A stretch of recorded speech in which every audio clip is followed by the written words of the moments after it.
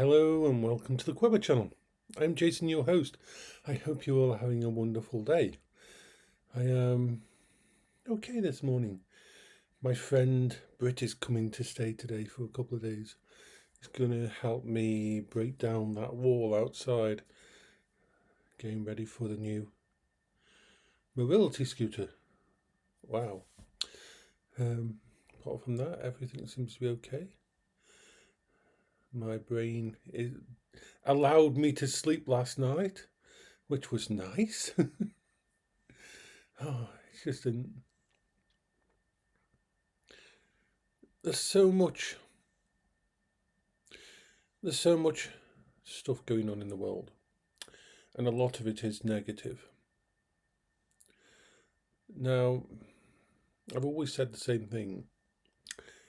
A lot of us cannot make a difference to the big picture, but we can make a difference to each other. You can look after your friends. You can take care of people that matter to you. You can make sure they're okay. You can ask if they're coping. You can keep an eye on people you know are stressed. You can spend time doing the small things that just make you smile. You can ring your mum, check on your dad.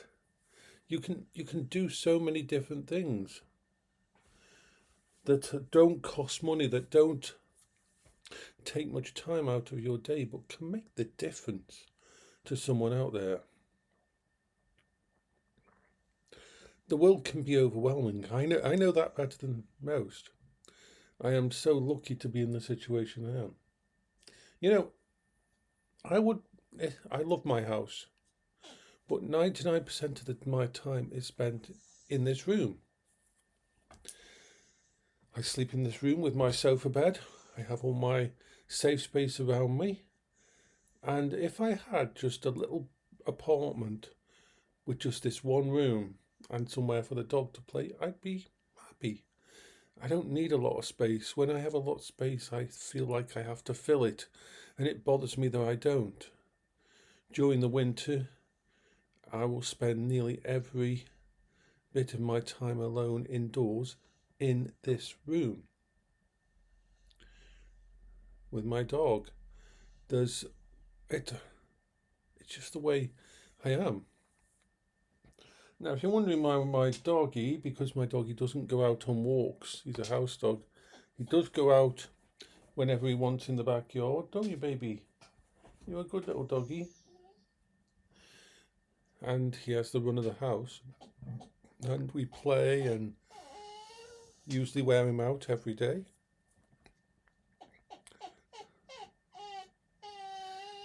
He's very squeaky.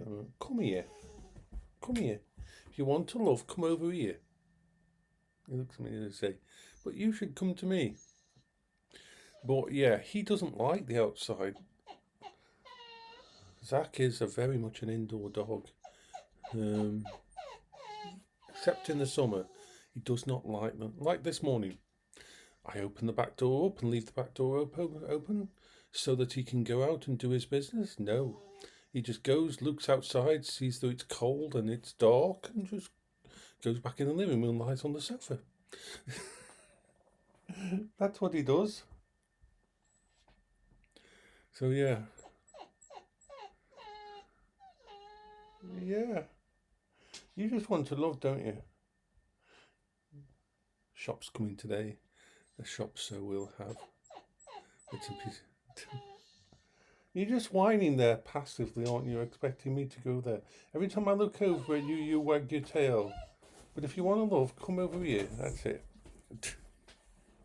He's adorable. This is one of the reasons I look after older dogs. The good thing about the place I have my dogs for is they can tell whether a dog will fit or not. Zach is a very traumatized dog. He is very mellow and low key towards. He doesn't like other dogs at all. When we tried having the other dog in the house, have a second dog because I like to have two dogs, Zach stopped eating, and it took him like 3 days after the other dog left for him to start eating as well. Zach doesn't eat all the time anyway. I have to bring his food upstairs with me in a bowl and put it on the floor, and then I have to not look at his food. It's not aggressive. It's not anything like that. It's just he is traumatized. Obviously, he got punished in the kitchen or something when he was all the stuff to do with the home that he was in before, and he never really recovered from that. It's a pity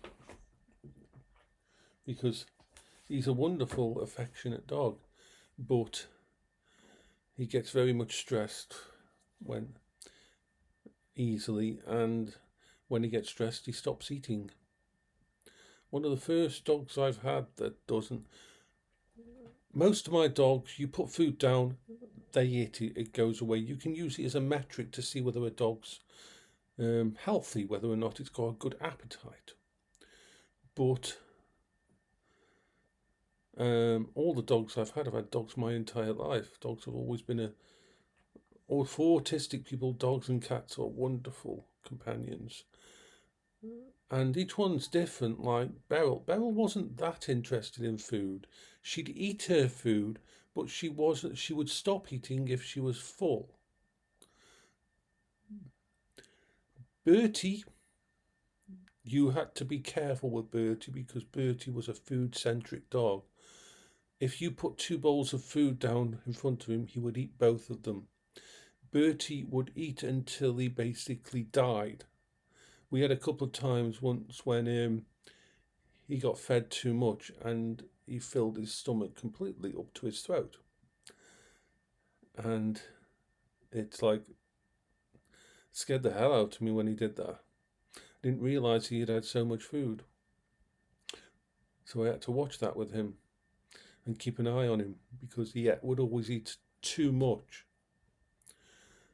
Beryl, very much, she ate what she wanted and then she left it if she was full. Wonderful. Zach,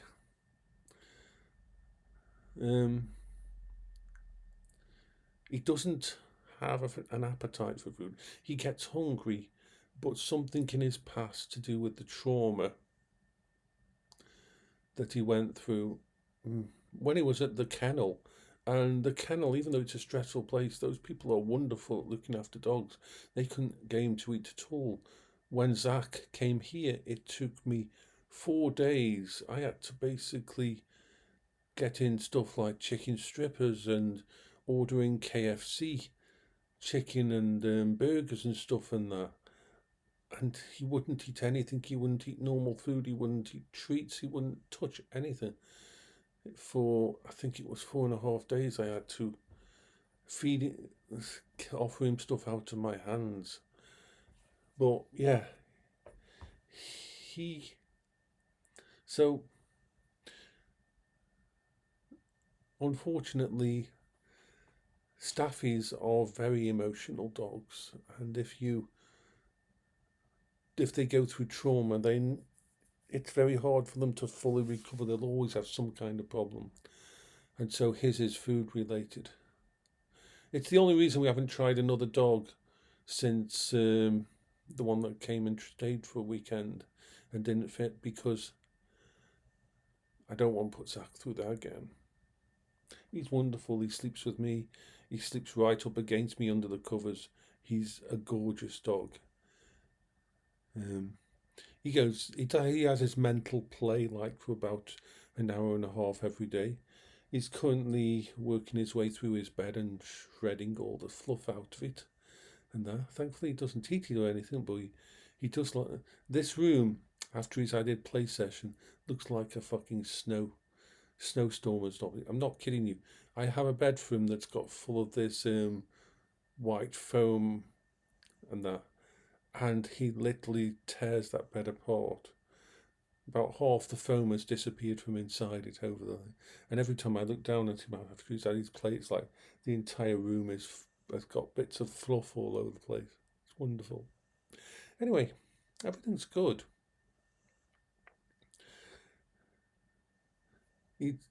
Another thing about him, he likes to be alone sometimes. Sometimes he'll just go downstairs and sleep and lay in the living room. I'll be up here. He hasn't asked me to come with him, doesn't want company. But sometimes he just wants to be alone and goes and lays in the living room. He is traumatized. He is still got a form of depression. Definitely, if it was a human, you'd say that. And probably PTSD he's got, because I know he was in a very violent household, and his mother, who looked after him, as you would probably think of her, she was beaten up by her husband or boyfriend a lot. And so much so that she had to go into hiding in a shelter, and he went to jail. So can't imagine how that kind of trauma would affect a dog that witnessed all of that. It's one of the reasons we think that he doesn't like kitchens. Anyway, he's in a good place now. He steals my bloody covers at night, he does. And 3/4 of my bed. Anybody who's slept with a dog on the bed will know they turn into an immovable bloody stone when they get comfortable. You can't move them once it's comfortable. And if you go up to go to the bathroom and get back in bed, suddenly the rest of your bed has disappeared. Bye bye for now.